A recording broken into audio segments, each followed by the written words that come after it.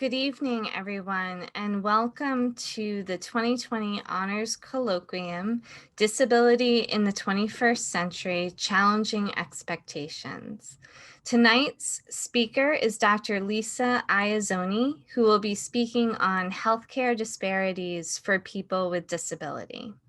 Dr. Iezzoni is a professor of medicine at Harvard Medical School and is based at the Health Policy Research Center of Mass General Hospital. Dr. Iezzoni has conducted numerous studies for the Agency for Healthcare Research and Quality, the National Institute of Health, the Medicare Agency, and private foundations. Her early career focused on risk adjustment methods for costs and clinical outcomes and assessing quality of care. She wrote and edited Risk Adjustment for Measuring Healthcare Outcomes, now in its 4th edition. Since 1998, her research has focused on improving the lived experiences and healthcare quality of adults with disabilities. Her book, When Walking Fails, was published in 2003, and More Than Ramps, a guide to improving healthcare quality and access for people with disabilities, co-authored with Bonnie L. O'Day, appeared in 2006. Dr. Iezzoni also spends considerable volunteer time advocating for persons with disabilities. Representing Boston Center for Independent Living, she chaired the Medical Diagnostic Equipment Accessibility Standards Advisory Committee for the U.S. Access Board from 2012 to 13. Dr. Iezzoni is a member of the National Academy of Medicine in the National Academy of Sciences, and we are looking forward to hosting Dr. Iezzoni this evening.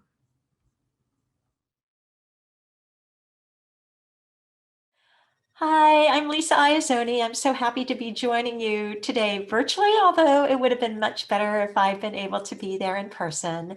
I'm joining you from Newton Center, the 3rd floor of my 1911 house. I am a professor of medicine at Harvard Medical School. I have been doing research on disability disparities for probably more than 20 years. And so that's what I'm going to be talking to you about this evening. All right, so why don't we get started? So there are 1 billion people with disabilities in the world these days, and the numbers are growing. There are about 61 million Americans with disability, 26% of the population, and the numbers are growing. There are clear reasons why these numbers are growing. There are people like me, aging baby boomers, who may be experiencing increasing functional impairments as we age, but there's also the concern about multimorbidity, that people with chronic health conditions often face disability, and those rates are increasing. We also see at the other end of the lifespan that infants and children who would previously have died from congenital or early onset conditions are now living into adulthood or middle age with disability. We also have found that the obesity pandemic that is affecting young people is also causing earlier rates of disability in those groups. In 2007, what was then called the Institute of Medicine, is now the National Academy of Medicine, published a book called The Future of Disability in America. And they noted that disability affects virtually everyone. It's not a minority issue. It affects today or will affect tomorrow the lives of most Americans. So if it affects everybody, why is it so hard to make healthcare fully equitable and accessible to people with disability? Why in 2020 do people with disabilities still confront barriers and experience disparities in their health and healthcare? All right, so I know we've got an election coming up. This is a picture of an elephant, and that is not meant as a political statement. I show the elephant as a metaphor. You've probably heard of, the metaphor where you touch the tusk of the elephant and you might know what that feels like. You touch the tail of the elephant, you know what that looks like. But if you don't touch all parts of the elephant, you don't know what the entire elephant looks like. And so I use this to just kind of emphasize the diversity of disability. And I self-identify as a person with a disability. I've had multiple sclerosis for 44 years. I've used a wheelchair since 1988. And so I will probably kind of tend towards a perspective on mobility impairments because that's been my lived experience. But I just want to underscore at the very outset that disabilities are just very wide ranging, and I cannot help to represent everything about disability and what I'm going to be saying to you this evening. It's also a metaphor in the sense that even though we are talking more about disability these days, it's still often for many people the elephant in the room. Something that's there, everybody knows about it, it's kind of like in their face, but people just don't want to talk about it. There's still a lot of stigmatization about disability, as I'll talk about a little bit later. All right, so I'm going to talk about four main topics this evening. First, a brief disability epidemiology tour, and then talk a little bit about some disparities, talk about disability civil rights, and then finally, I like to focus on a case study about the risk of diagnostic overshadowing that is a big concern because of stigmatization of disability. All right, so disability epidemiology. So again, with the elephant metaphor, I've already told you that disabilities are diverse, but these are numbers from the National Health Interview Survey from people who are 18 years of age and over from 2000 and 2011. And what it shows you quite clearly is that mobility disability is the most common form of disability by leagues ahead other types of disability. The NHIS data only allow you to look at certain limited types of disability. Sensory difficulty includes hearing and vision loss. And that's the second most common type before you get to thinking about more global views of disability, such as social role limitations, which is 14% of the population. But again, overall, there's about 26% of the population that experiences some form of disability. And again, as I said, with the aging baby boomers, and this slide shows the increasing numbers of people 65 and older as we go towards the year 2050. And in terms of the slope of the curve, the 85% and older is going to be increasing at an even steadier rate once we get to 2030 and above. And as people age, there's just a higher rate of disability. But this is the cover of a Newsweek photograph that has a young man cupping his ear. And I just show this picture to make the point that a lot of disabilities are not necessarily visible.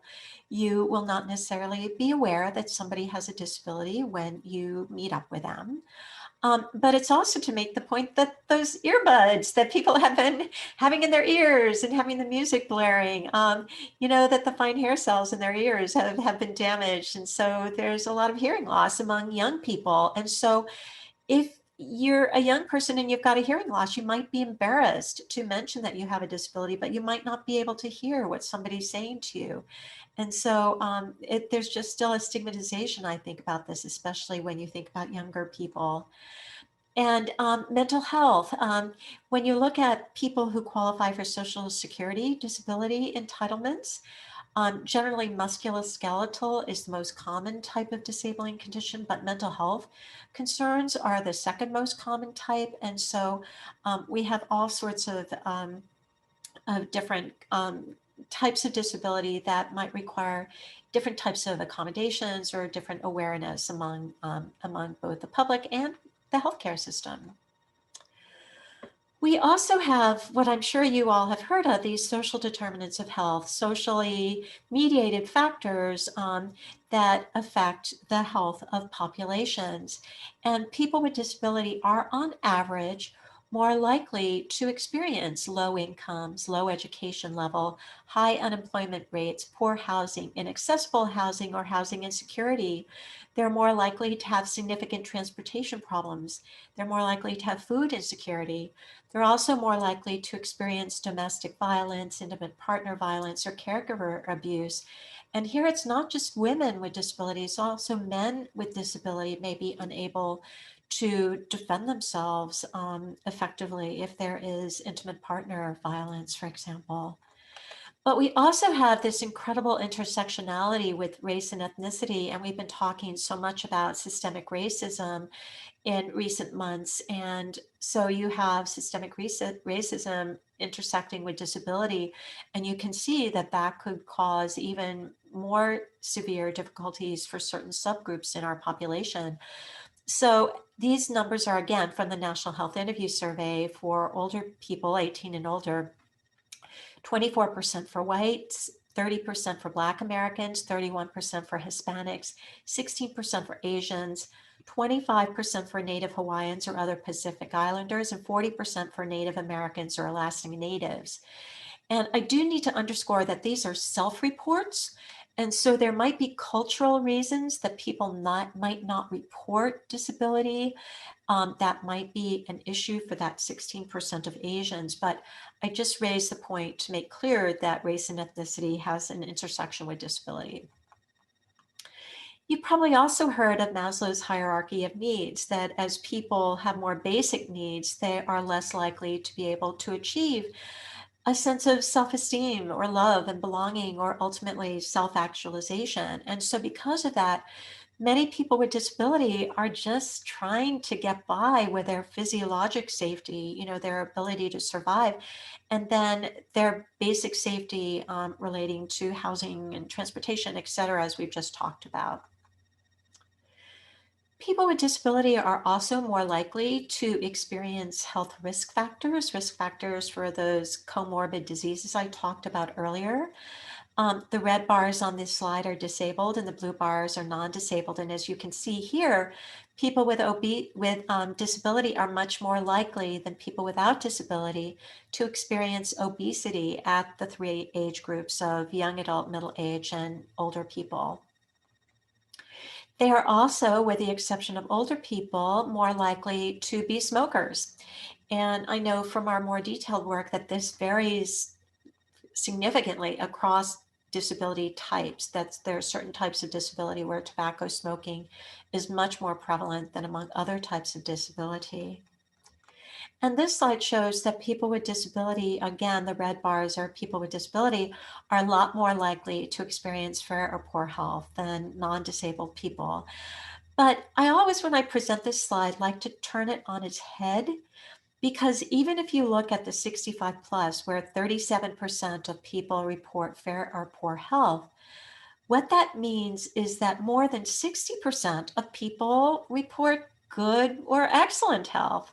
And so, yes, they're more likely to have fair or poor health, but there's a very large subpopulation that view their health as good or excellent. All right, so let's talk briefly about disability disparities. This is the cover of Healthy People 2010. It was published in the year 2000, and this is part of the decennial Every 10 Years Healthy People initiative of the United States Department of Health and Human Services, where every 10 years they look at population health and they identify what should be priorities in the upcoming decade for improving health. And 2000 was the first time in the decennial Healthy People initiatives that people with disabilities were listed as a group that might experience disparities in their care. And what was interesting in Chapter 6 that introduced this group is that the DHHS Healthy People Initiative attributed these disparities partially to erroneous assumption about the daily lives, values, and expectations of people with disability. They noted that there are common misconceptions about people with disabilities that contribute to troubling disparities in the services they receive, especially an underemphasis on health promotion and disease prevention activities. Healthy People 2020 came out in November of 2010, and it emphasized the disadvantages and social determinants of health. And so it kind of focused on the way to improve population health for people with disabilities was to improve their employment, reduce their poverty rates, improve their housing security. These are some numbers that we produced, again, using the National Health Interview Survey data, nationally representative data set about Pap test rates in 2010.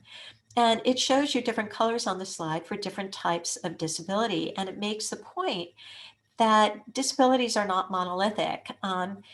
People with sensory difficulties, women with sensory difficulties, have 80% Pap test rates compared to 85% for non-disabled women, so clearly a lower rate. But those with self-care limitations at 68% are even lower. And so it differs by disability type, the disparities that are experienced. This next slide, however, focuses on movement disability alone, because for that particular type of disability, we were able to look at 5 different severity levels, from the least severe to the most severe. And as you can see there, 85% of non-disabled women had Pap test rates, but only 65%, so 20% fewer women with major mobility disability had Pap tests. And these are mammogram rates. And again, you can see that the rates are much higher for women with no disability, the red bar to the left, but they decrease, but not at the same rates for women with different types of disability. And again, the self-care limitation are the least likely to have had mammograms. Now, I'm going to talk you through the next few slides because they're kind of a little bit busy slides, but there's actually relatively little data on treatments for health conditions and disparities for people with disabilities. But we did a project a number of years ago where we merged SEER Medicare data, and SEER is the Surveillance, Epidemiology, and End Results cancer registry that the National Cancer Institute maintains. It covers about 14% of the US population. And about 15 or 20 years ago, they merged the SEER data with Medicare data to allow people to analyze Medicare beneficiaries and their cancer experiences. And many of you probably know that Medicare is the program for older people, but it also in the early 70s became the program for health insurance program, federal health insurance for younger people with disability who meet other qualifications. And so about 14 to 15% of Medicare beneficiaries are under age 65. Now, our project was the very first project ever to focus on the under 65 Medicare population. And so all the numbers that I'm going to be showing you are for women with breast cancer who are under age 65. Because the SEER Medicare data didn't have an indicator of disability in it, the only way that we knew that the women were disabled is because they were on Medicare. And the only way they could be on Medicare under age 65 is because they have a disability and qualify that way. Okay, so we had 2,800 disabled women, and we had about 97,500 women without disabilities. And what this slide shows you is that women with disabilities were a lot more likely than other women with stage 1 breast cancer to have a mastectomy. About 46% of disabled women had a mastectomy compared to 38% of non-disabled women. And if you adjust for all the interesting data elements on the SEER data set, such as the level of aggressiveness of the breast cancer, the size of the breast cancer, and some other kind of findings, the adjusted relative risk for women with disability is 0.76 of having breast conserving surgery. So women with disability are 24% less likely than other women to have breast conserving surgery.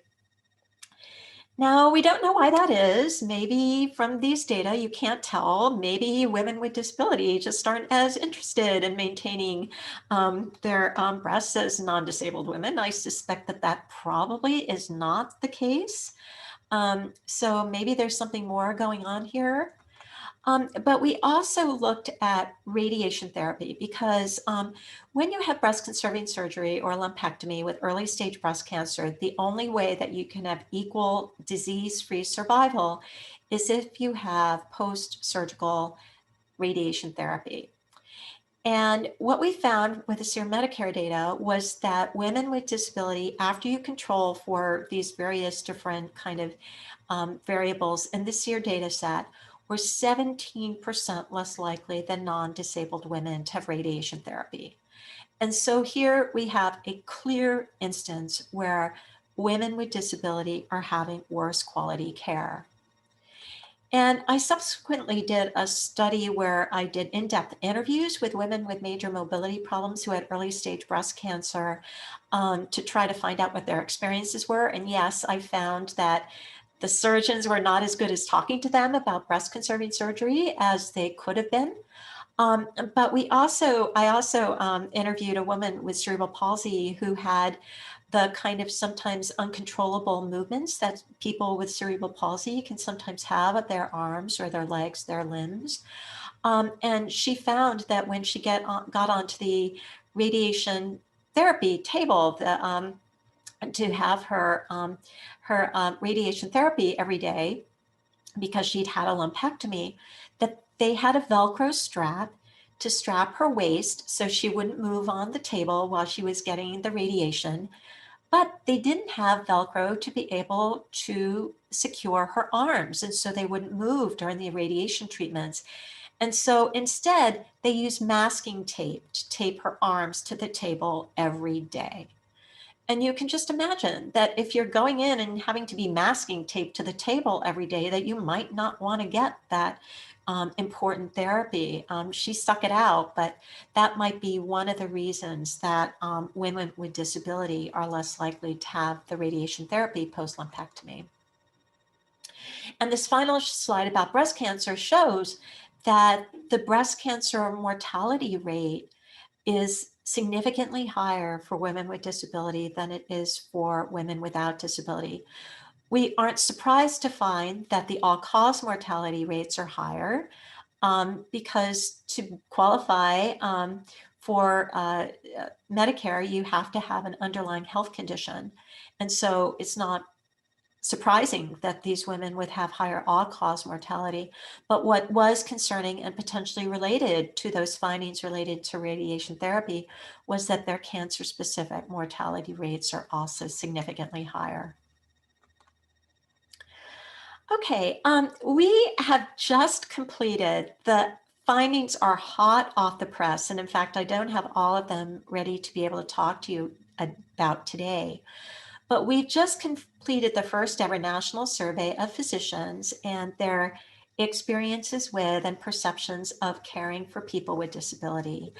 And we surveyed a random sample of physicians in 7 different specialties, including general internal medicine, family practice, and then 5 specialties. And we got a 61% response rate. So a good response rate. So we'll be able to publish in high impact journals if we're successful and lucky in being able to do that. But I'm going to show you some stuff that hasn't been published yet from this study. We asked questions about their confidence, how confident are you in your ability to provide the same quality of care to patients with disability as you provide to your patients without disability. And it was kind of startling to find that only 42% of physicians felt that they are very confident that they can provide the same quality of care to patients with disability as they provide to patients without disability.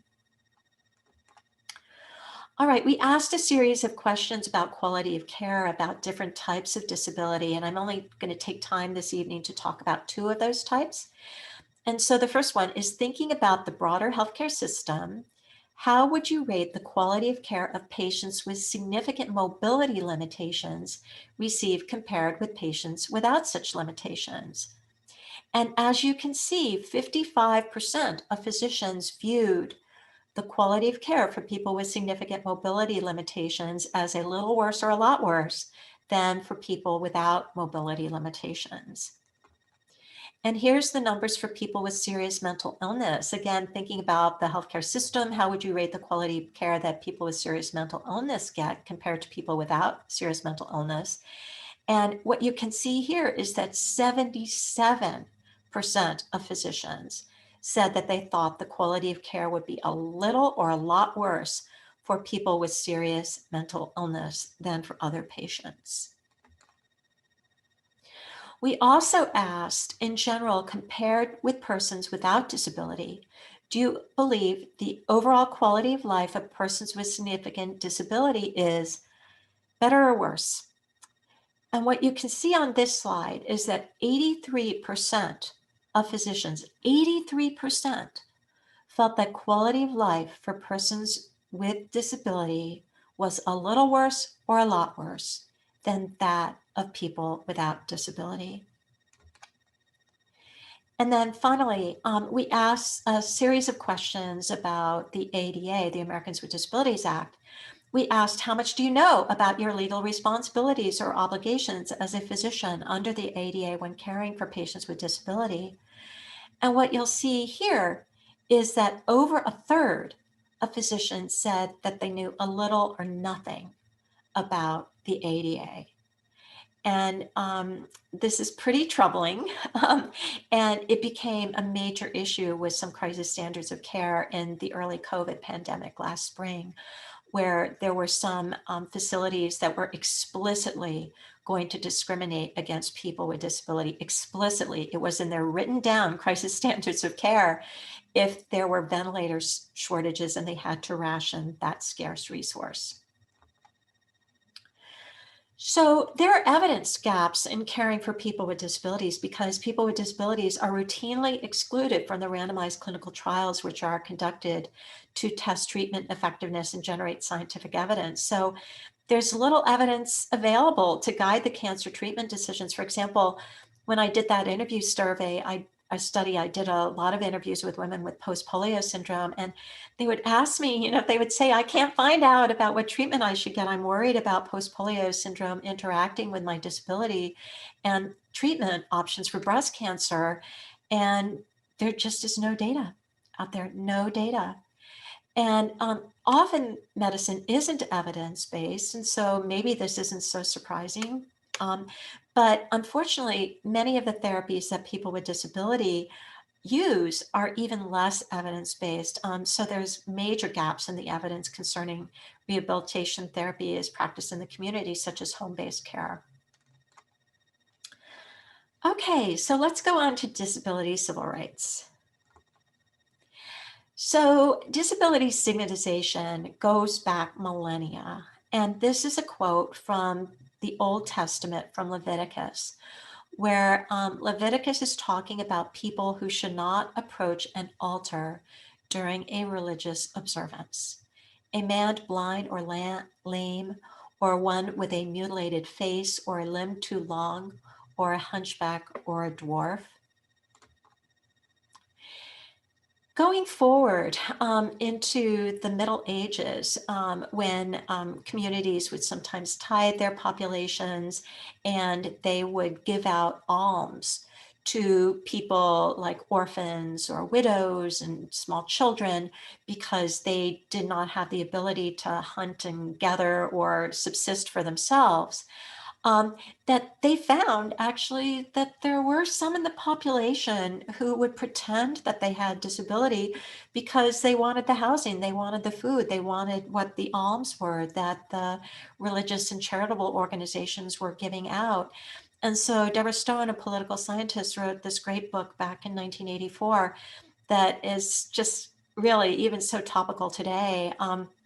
About how disability has always been problematic because physical and mental incapacity can be feigned for secondary gain.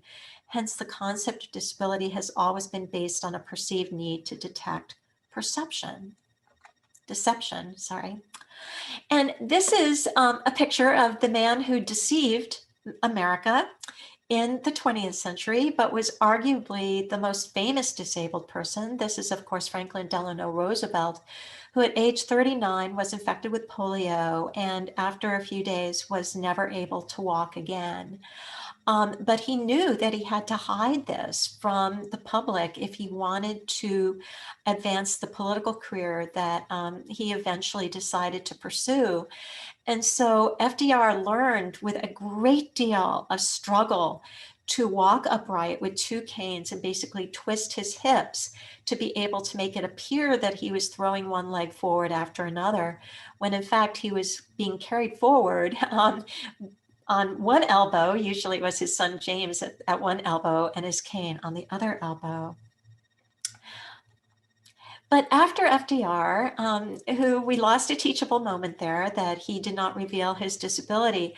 But after FDR in the late 60s and early 70s, lots happened. We had civil rights for women and racial and ethnic minorities. We had an independent living movement that argued that people with disabilities should not be forced to live in institutions. And so there was deinstitutionalization that went through the early 70s. Disability began being seen as a civil rights issue. And that disability became not a problem of individual people, but a problem of society, which fails to accommodate people who perform basic functions of life in different ways than other people do. And the disability rights movement never filled the streets with marching thousands the way that the civil rights for racial and ethnic minorities did. And that's probably because we're such a diverse group that I don't necessarily identify with people who are deaf or hard of hearing, and they might not identify with me. And there were uneasy alliances across the different interest groups. However, in the end, the Americans with Disabilities Act passed because it just seemed the right thing to do. Because as that IOM report said earlier that I quoted, everybody ultimately is touched by disability. And so here's George Herbert Walker Bush on what was arguably, he said, the proudest day of his presidency. This is July 26, 1990, the day that he signed the Americans with Disabilities Act. So afterwards, these are the elite wheelers leaving Hopkinton at the start of the Boston Marathon. And certainly not all of us are elite wheelers. I certainly can never have ever claimed that role. But we know that the elite wheelers come in quicker than the bipeds do. I think they're about 25 minutes quicker than the bipeds are in the Boston Marathon. But again, most of us aren't that way. And so here's the New Yorker magazine, always kind of brings us back down to earth when we're thinking about social kind of values and cultural norms shifting. And here's the cover of the cartoon issue of 2004 of a grumpy older lady with a 4-point walker about to put it on 4 banana peels. And when I saw this cover, I put it into a slide and I sent it around to some friends of mine, and I got an email back from a woman who had a congenital disability and has used a wheelchair all of her life, who is a physiatrist. And she thought this was hilarious. She said it was so appealing, A-P-E-E-L-I-N-G, whereas my friends without disabilities were just horrified that, that this would be viewed as something that was potentially worth a chuckle or funny. So I'm about to show you some quotes of from a study that I did about 2 years ago, where I did in-depth interviews with 22 women with major mobility problems. Most of them were wheelchair users, and they had chosen to become pregnant and become moms. And so this is what they told me as I was talking to them. This is a woman who I'll call Becky, these are pseudonyms, who had a spinal cord injury.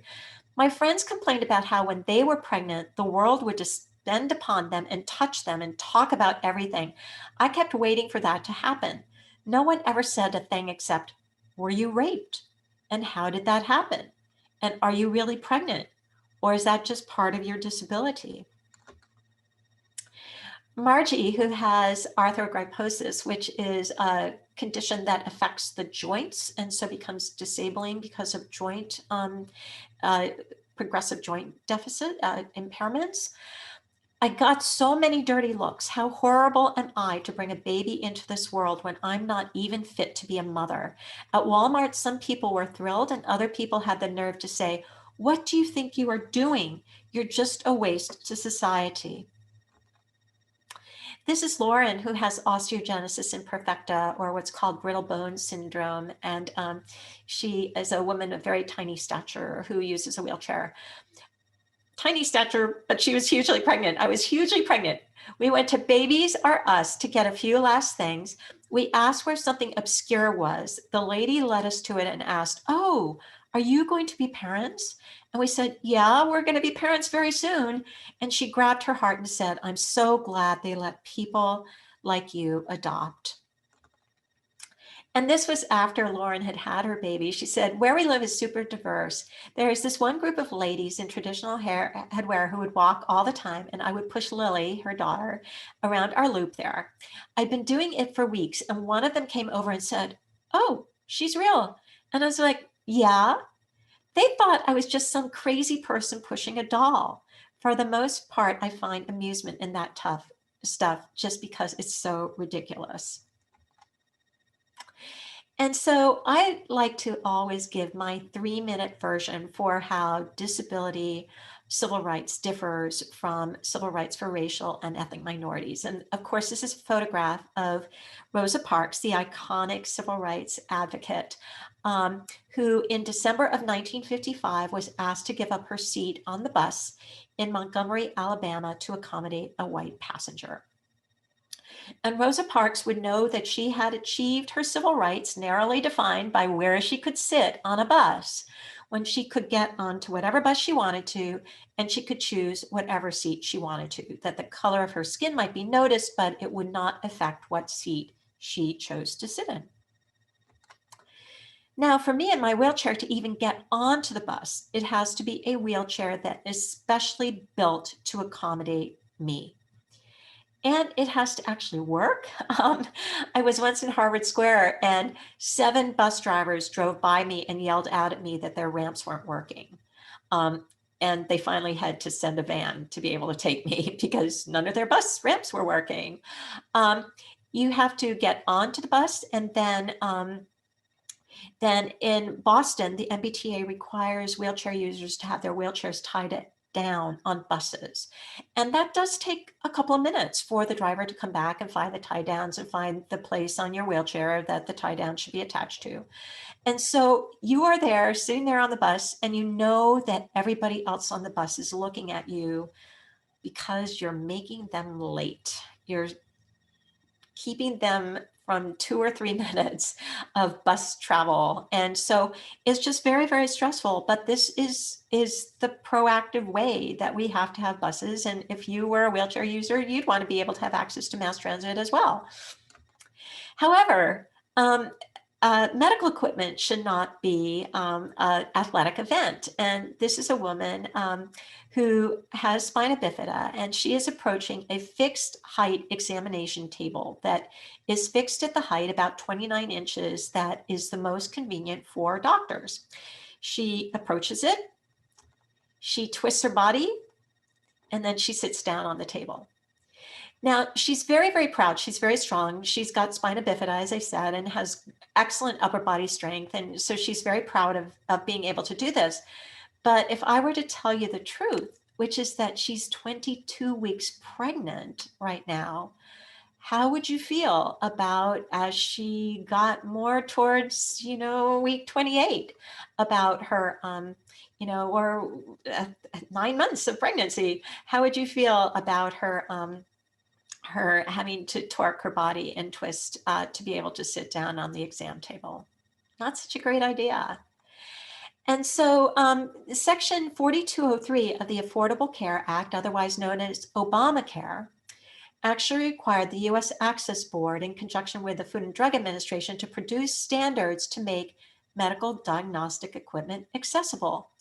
And they focused on 5 types of equipment: exam tables and chairs, weight scales, gurneys or stretchers, mammography machines, and diagnostic imaging equipment. And these standards were released and finalized in the Federal Register in January of 2017, right before the new administration came into office. The next step that was required was what's called a scoping regulation from the Department of Justice about who would need to install this equipment. So for example, if you had a clinic with 10 rooms, would 1 out of the 10 need to install the accessible equipment? Well, in December, the day after Christmas, December 26th of 2017, the Department of Justice under then Attorney General Jeff Sessions rescinded the rulemaking for accessible medical diagnostic equipment. And so although we now have the standards, we do not have the rules about how widely this equipment needs to be made available throughout healthcare settings. And this is just a picture of the height adjustable exam tables that can lower automatically to the height so a wheelchair user can use them. And these are little drawings that the Access Board came out with for their report. Okay, so my final segment is on diagnostic overshadowing. And diagnostic overshadowing is attributing all symptoms that a patient presents with to their underlying disabling condition. And so diagnostic overshadowing was first used, the phrase was first used in the context of intellectual disability. And then right after intellectual disability went on to be used for serious mental illness. And the idea was that it was all in a person's head. So literally you would have people with serious mental illness coming to the emergency department with a fever and with a cough. And they would be told that no, it was all in their heads. Whereas later chest x-ray would show that they had pneumonia, which, I mean, those were some studies from Europe that showed this. So there have been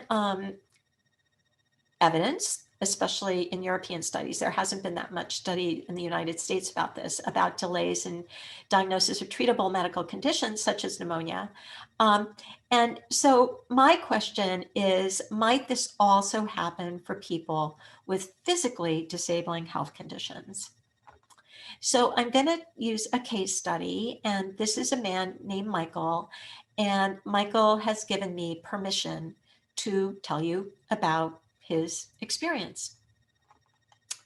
So at the time that I'm talking about, Michael was 64 years old, and he had a 21-year history of primary progressive multiple sclerosis. That is a rare form of multiple sclerosis. It affects about 10% of people with multiple sclerosis. It's a form where the rates of MS are equivalent for women and men. In the relapsing remitting, which is the more common type of MS that I happen to have, women have much higher rates of it than men do. But basically with primary progressive MS, you start having progression of your disability and it basically kind of continues progressing.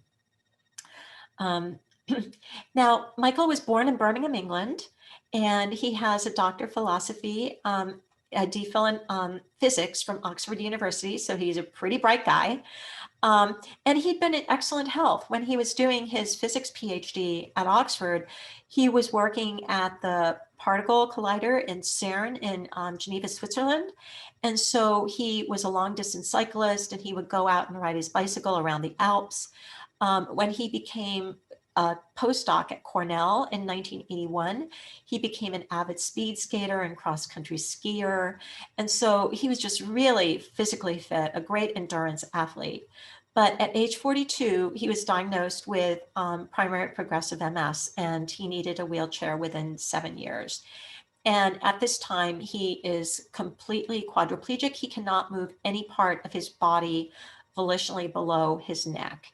And as you can see on this slide, he uses a miniature trackball to operate his wheelchair. That's the device that is hung around his neck. However, this wheelchair, after he had it for 3.5 years, 3.5 years, he already had, you know, because he's European, I use kilometers, 4,000 kilometers. He had 2,500 miles on his wheelchair. So Michael lives alone. He lives alone in a fully adapted house, but he obviously needs personal care assistant services because he can't move any part of his body below his neck. And he initially was getting those services from some commercial organizations that provide that for a very hefty fee. But he was unable to afford that after a while. Once his needs became really heavy, he started needing at least 10 hours of PCA care per day. And so Michael enrolled in something called PACE, which is Program for All-Inclusive Care of the Elderly. It's a specific program that enrolls people who are age 55 and older, who are on Medicare and who are considered nursing home certifiable by the state in which they live. And PACE programs, most members are transported from home daily to adult daycare and return to their families at night, and they must exclusively see PACE physicians. And some PACE leaders of Michael's PACE did not want him because he lives alone. They thought he should be in a nursing home because of his level of disability. But it turned out that it worked well, that Michael had from the PACE program 10 hours of PCA care per day, and he had home nursing.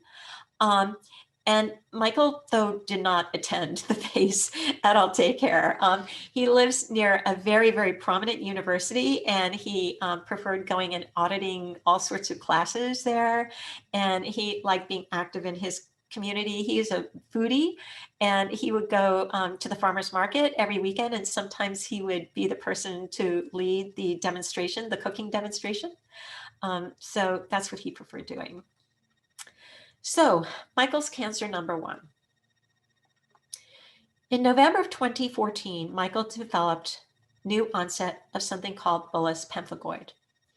That is a very unusual skin condition that is marked by enormous blisters. So blisters can be from the size of like a penny to the size of a quarter or $50. They're big, huge blisters, and they're very itchy, and it's pretty unusual.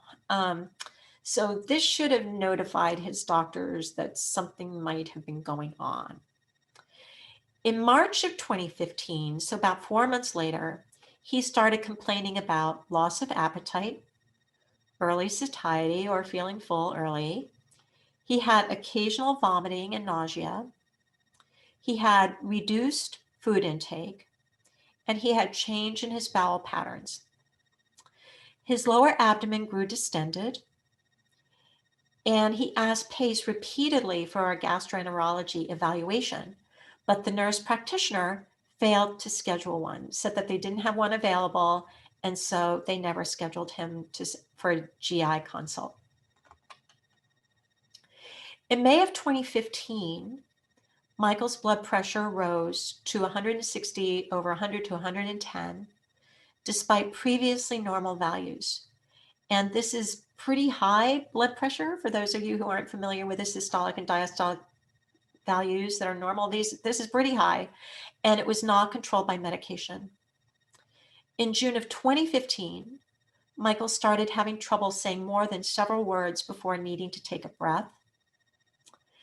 And in early July of 2015, his PACE primary care physician visited him at home for the 6-month checkup, but did not examine him, saying he could not get Michael out of his wheelchair. The doctor did not even lift up his shirt. And this doctor's excuse is fallacious because Michael's wheelchair is pretty fancy, and it actually allows patients to change the position of the wheelchair so they can be completely recumbent, as this shows you. You might be able to tell by the way I'm talking about him that Michael and I are really, really dear friends, and we are. This is me and Michael going over the George Washington Bridge, and I'll tell you when that was in a few minutes.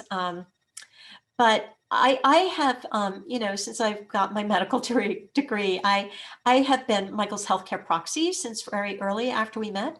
And we've known each other now for about 11 years. And I could speak doctor, but I was very deferential to Michael. Again, he's a pretty smart guy, and he wanted to advocate for himself. And so when his PACE program was refusing to give him a GI consult, I just kept listening and saying, let me know if you want me to do anything. And he said, no, I'll call them. But Michael is exactly 9 days older than I am. He was born in Birmingham. I was born in Boston.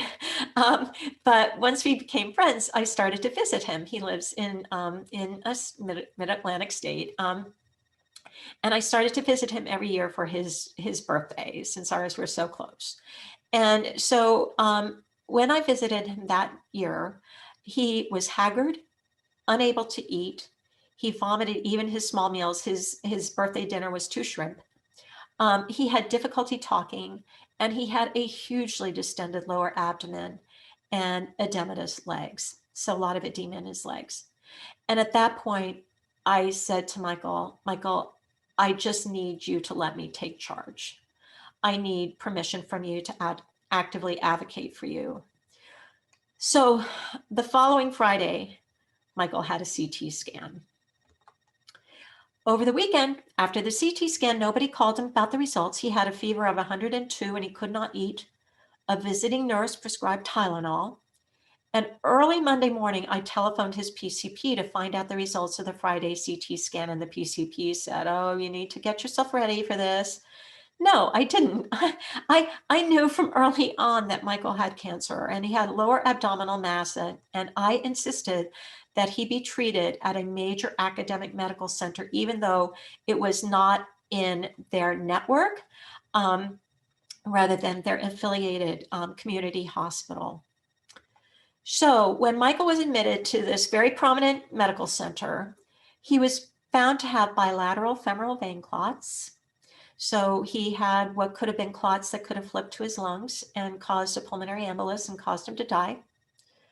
And on July 30th, he had a 15-pound gastrointestinal stromal tumor, or a GIST, removed, and an IVC, inferior venous cava filter, placed to prevent clots from the bilateral femoral veins from going into his lungs.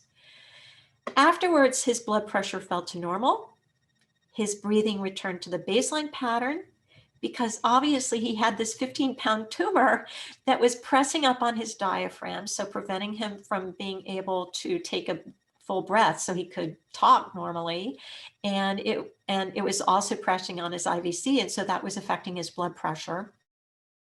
He takes daily imatinib, which is an oral therapy for GIST. And fortunately, he's had no side effects. And 48 months later, from his most recent x-rays, he's tumor-free. So clearly, Michael got substandard care. But was there more going on? When I went back to Boston, and then I took the train down again. So I would be there when he got home from the hospital, which was about 2 weeks later. And so I was just kind of like talking to people and trying to ask some polite questions to figure out what had been going on in their heads. The home care nurse thought Michael was getting fat because he does not exercise. But was there some diagnostic overshadowing going on as well? So MS does cause constipation. Was abdominal distension caused by stool? Was that what they were thinking? Severe MS does cause breathing problems. So when they found he was unable to, say more than a few words, did they think maybe his MS had progressed? And so that was the reason. But there's no relationship between MS and hypertension and bullous pemphigoid. And I mentioned to you earlier that you needed to keep track of the bullous pemphigoid. Bullous pemphigoid is something that can be, sometimes it occurs independently, but it can be what's called a paraneoplastic syndrome, which is a condition that occurs that's somehow related to the cancer. And so I learned later that when people have a new diagnosis of bullous pemphigoid, the first thing that a dermatologist should be is have their antennae wiggling and saying, I need to evaluate this person for the possibility that there might be a malignancy, because bullous pemphigoid is a paraneoplastic syndrome and could be the harbinger of that malignancy. But Michael's dermatologist from the PACE program just put him on steroids. Okay. So the person from whom I got the most information was the social worker. She admitted that palliation is PACE's goal, that Michael is so very disabled that for Michael, their primary goal was palliation rather than active exploration and intervention as needed. Hopefully, this attitude is rare, but maybe not. So 5 years later, Michael is cancer-free and happy to be alive. I do want to give you a little feedback. He did get COVID in April from a home health aide, his least reliable aide. And he spent 3 ghastly weeks sick at home with me on my iPhone. He just wanted me there so I could just be there as he was trying to breathe. It was just horrible. But so I watched hours and hours and hours and hours of Michael trying to breathe. But he was cared for by 3 other home health aides who literally risked their lives to save him. And he is now, amazingly enough, knock on wood, recovered fully. So the bottom line is make no assumptions about patients' abilities, needs, values, or their expectation for their lives. Each patient has their own preferences, and patients with disability are generally practical. They figure things out. Just ask them about their goals and what they want for their healthcare, and healthcare providers should then work collaboratively with them to help them achieve their goals. And I always like to end with Independence Day. So thank you. That's my talk.